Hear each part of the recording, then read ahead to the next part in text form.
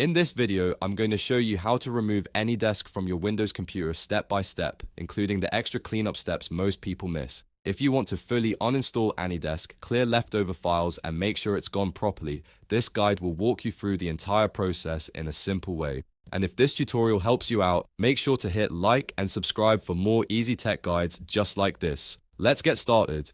First, you need to open the control panel. To do that, click the Windows search bar at the bottom of your screen, type Control Panel, and then open it from the search results. Once Control Panel is open, look for the Program section and click it. After that, select Uninstall a Program. This will bring up a full list of the software installed on your PC, so give it a moment to load completely. Now scroll through the list until you find AnyDesk.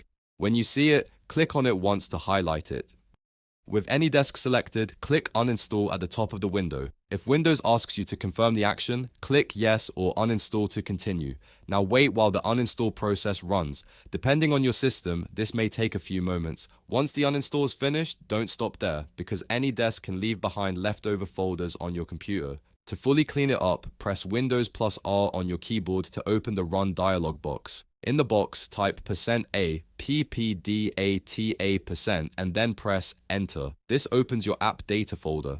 Here, look for a folder named AnyDesk. When you find it, right-click the folder and choose Delete. This removes leftover user data and settings that may still remain after the uninstall. Next, you need to remove another leftover folder. Press Windows + R again to open Run one more time. This time, type %ProgramData% and press Enter. In the folder that opens, look for the AnyDesk folder again.